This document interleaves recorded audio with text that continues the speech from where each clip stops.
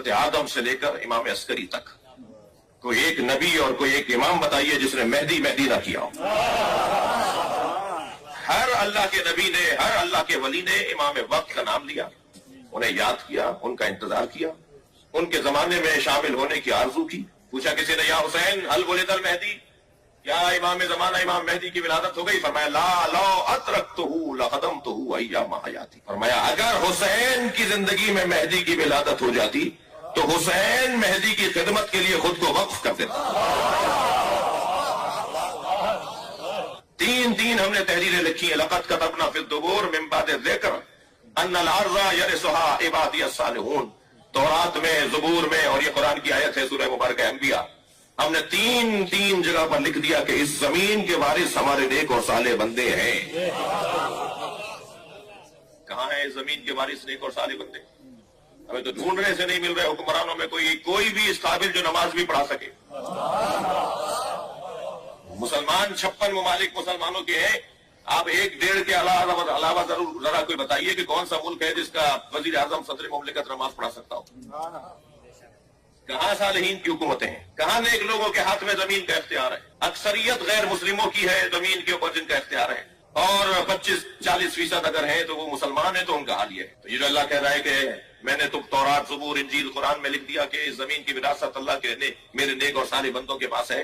وعد اللہ الذین آمنوا منکم وعملوا الصالحات. تم میں سے جو مومن ہیں اور صاحبان کردار ہیں ان سے اللہ کا وعدہ ہے.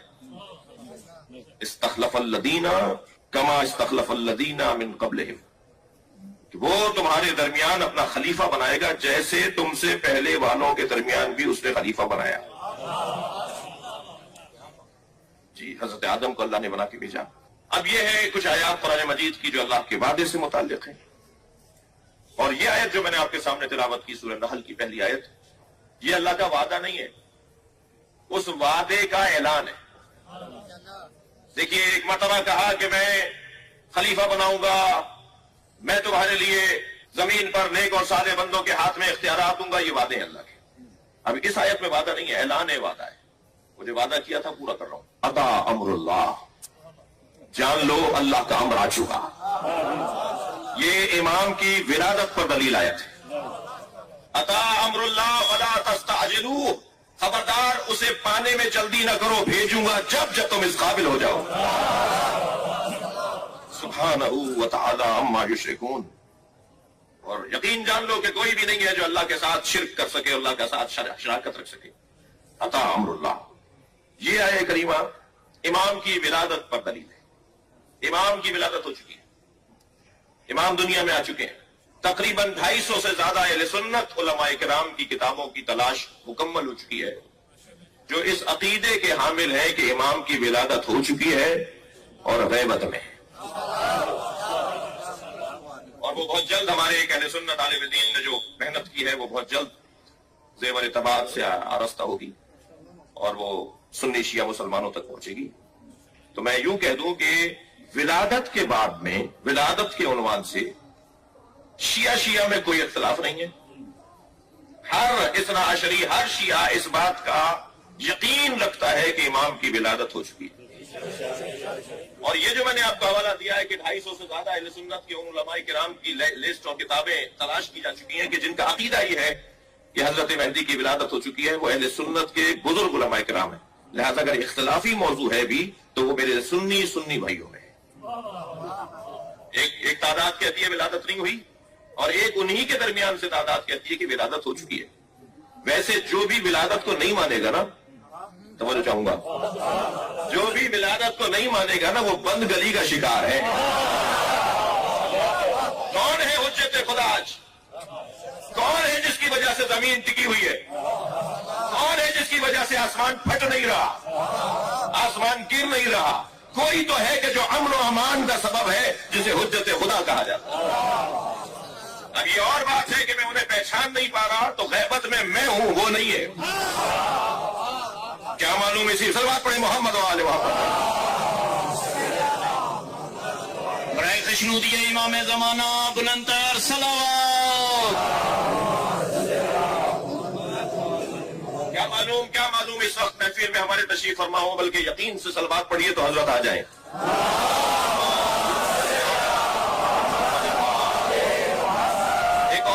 बुलाने के लिए पढ़िए।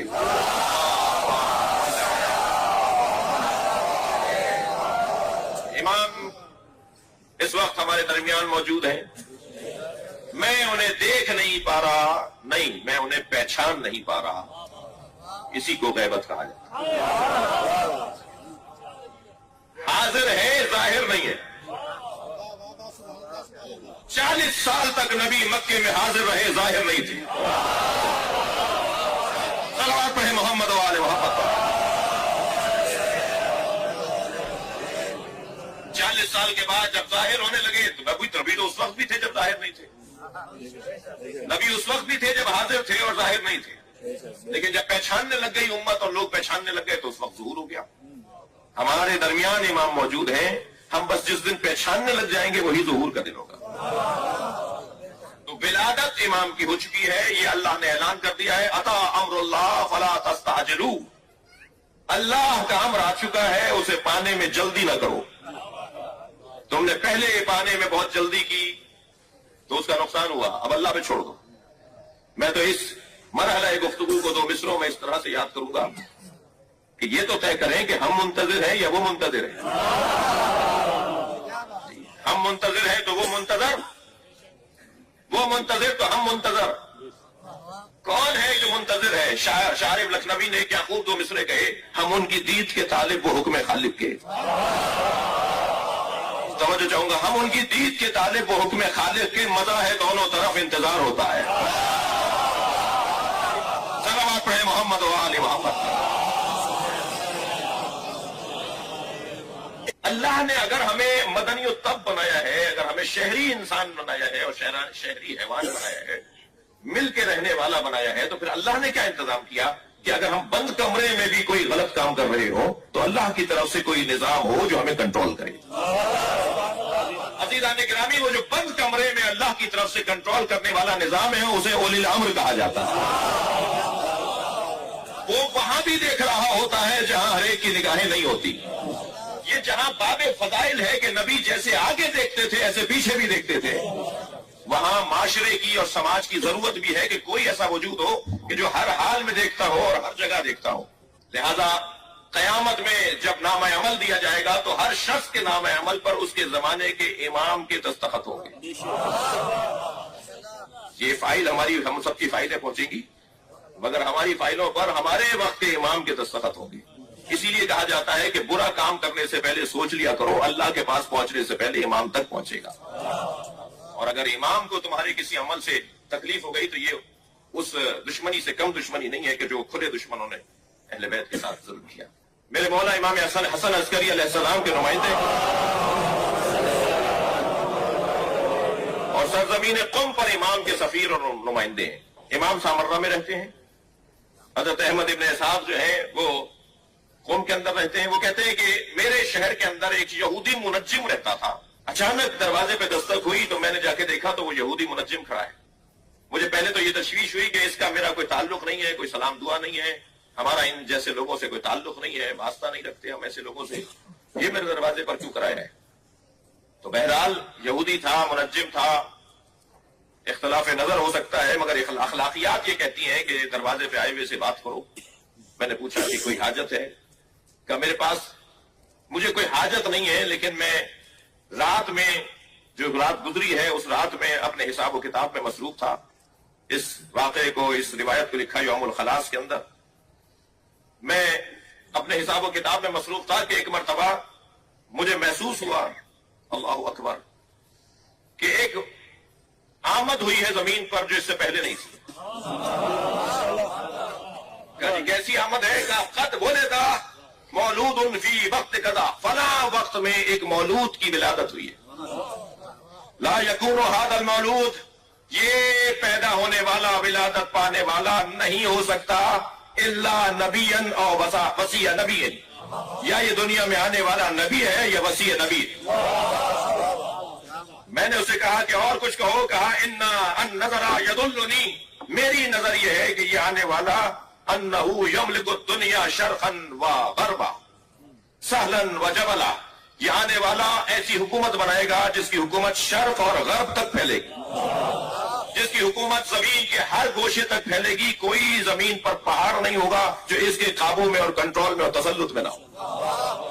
یہ ایک ایسا وجود زمین پر آ چکا ہے کہ جس کے وجود نے ہمیں خوشحالیاں دینی ہیں, ہمیں راحتیں دینی ہیں. کہتا ہے حتی لا یبقى علی وجہ الارض حتی لا یبقى علی وجہ الارض احدا الا وان له وقالا بولایتہ. کوئی زمین پر باقی نہیں رہے گا مگر وہ شخص اس کی ولایت کا اقرار کرے گا. یہ وہ آیا ہے کہ جس کو سب مانیں گے, جس کا اقرار سب کریں گے, اور اس کے خلاف کوئی جا نہیں سکے گا. پوری کائنات پر اس کی حکومت ہوگی. جناب احمد ابن اسحاق کہتے ہیں کہ یہ کہہ کر مجھے چلا گیا تو میں سوچتا رہا یہ مجھے کیوں بتانے آیا تھا. تو ایک مرتبہ شوق بڑھنے لگا کہ بہرحال میرا تعلق اس گھرانے سے ہے کہ جو گھرانہ مہدی کا انتظار کر رہا ہے. میں نے اپنے غلام سے کہا کہ سامان سفر باندھو, ہمیں سامرہ امام سے ملاقات کے لیے جانا ہے. میں سفر طے کرتا ہوا, تھک تو نہیں رہے میری باتوں سے, میں سفر طے کرتا ہوا, میں رستوں کو طے کرتا ہوا, گزارتا ہوا پہنچا ہوں سرزمین سامرہ پر.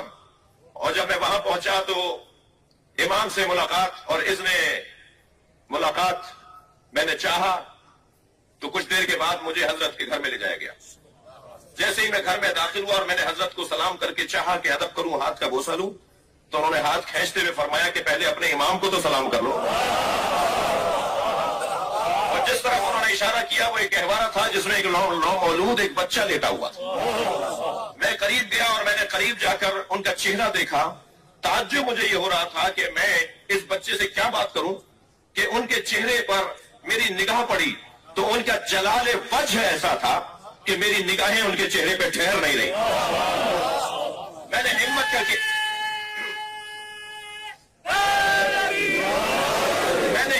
کے ان کی آنکھوں کی طرف دیکھا تو آنکھوں میں اتنا ٹھہراؤ تھا. دیکھیے ایک جملہ کہہ دیتا ہوں کہ جو نومولود بچہ ہوتا ہے اس کی آنکھیں ٹھہری بھی نہیں ہوتی. کہنے لگے ان کی آنکھوں میں اتنا ٹھہراؤ تھا کہ وہ مجھے ایک لمحے بھر کے لیے دیکھتے تھے تو ایسا لگتا تھا کہ آسمان مجھ پہ گر سکتا ہے اور زمین مجھ پہ پھٹ سکتی ہے. میں نے امام کی طرف رک کر کے کہا مولا یہ بچہ کون ہے؟ تو حضرت نے فرمایا کہ جس بچے کا انتظار آدم سے لے کر خاتم تک کرتے رہے یہ وہی مولود ہے.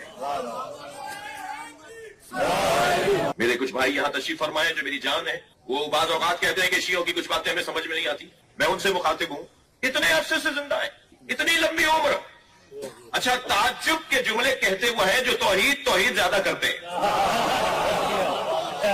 بھائی تم اللہ زیادہ کرتے ہو تو اللہ کی قدرت تو مانتے نہیں ہو. کہتے جی اتنی مدت سے کیسے زندہ ہے, 1150 سال گزر گئے اب تک کیسے زندہ ہے؟ تو میں انہیں ایک جملہ کہہ دوں, کہوں گا پیار سے, اگرچہ اختلاف رائے کے ساتھ, محبت سے اور پیار سے بات کر رہا ہوں. عزیزان گرامی جو یہ کہے نا کہ اتنی مدت سے زندہ کیسے ہیں, ان سے پہلے تو یہ سوال کرو کہ تم زندہ کیسے ہو؟ کس نے رکھا ہوا ہے؟ ہمارے بس کی ہے زندہ رہنا؟ ہم تو روزانہ ہے اپنے ہی خلاف کام کر رہے ہوتے ہیں. ہم تو جو کھا رہے ہوتے ہیں وہ بھی نہیں پتا ہوتا کہ اس میں زہر ہے یا یہ ہمیں نقصان نہیں پہنچائے گا. ہم تو خود اپنے نقصان کے لیے روزانہ صبح شام کام کر رہے ہوتے ہیں. پھر یہ کس نے ہمیں زندہ رکھا ہوا ہے؟ جس نے ہمیں زندہ رکھا ہوا ہے اسی نے مہدی کو زندہ رکھا. ورنہ کوئی بتا دے کہ ہم کیسے زندہ ہیں. موٹی سی بات ہے کہ امام کی حیات قدرت پروردگار کی دلیل ہے. ماننا پڑے گا, اگر امام کی ولادت کو نہیں مانیں گے تو ماننا پڑے گا کہ زمانہ حجت خدا سے خالی ہے. سنی شیعہ نے حدیث لکھی کہ من ماتا ولم یعرف امام زمانہ فقد ماتا میتۃ جاہلیہ. جو اپنے زمانے کے امام کی معرفت نہ رکھے, اسے نہ پہچانے, اسے نہ جانے اور مر جائے تو وہ کفر کی موت مرے گا. تو ہر زمانے میں حجت خدا کا ہونا ضروری ہے. اور یہ محفل سج ہی اسی لیے رہی ہے کہ ہم ان کے دروازے پر بیٹھ کر یہ اعلان کریں کہ ہم آپ کے چاہنے والے ہیں, چاہے وہ سنی ہو یا وہ شیعہ ہو. خیریت تو ان کی ہے اس لیے کہ آسمان رکا ہوا ہے. خیریت تو ان کی ہے اس لیے کہ زمین ٹکی ہوئی ہے. اور میں اس بہتر کر لوں وہ خیریت سے ہے اس لیے کہ میرے ساتھ چل رہے ہیں. ہم خیریت کی وجہ سے انہیں خط نہیں لکھ رہے, خیریت تو ان کی ہمیں مل رہی ہے. ہم اپنی حاجت کے لیے انہیں خط لکھ رہے ہیں. اور حاجت کیا ہم خط نہیں لکھیں گے تو ہماری حاجتوں کو جانتے نہیں ہیں؟ ہم خط نہیں لکھیں گے تب بھی وہ ہماری حاجتوں کو جانتے ہیں، مگر کوئی آداب بھی ہوتے ہیں، کوئی تہذیب بھی ہوتی ہے، کچھ ادب کا تقاضا بھی ہوتا ہے. کہنے لگے اچھا خط لکھتے ہو تو جواب آتا ہے. ہم نے خط لکھا کہ ہماری فلاں پریشانی دور ہو جائے، تو کیا وہ جواب لکھیں گے پریشانی دور ہو گئی؟ یہ پریشانی دور کریں گے؟ بس اگر ہماری پریشانی دور ہو رہی ہے تو یہی تو جواب ہے. وہ اطمینان قلب بڑھ رہا ہے، وہ سکون دل بڑھ رہا ہے، وہ اس دروازے پر یقین بڑھ رہا ہے، وہ پریشانیوں سے لڑنا اور نمٹنا سیکھا جا رہا ہے، تو یہ جواب ہی تو ہے ان کا.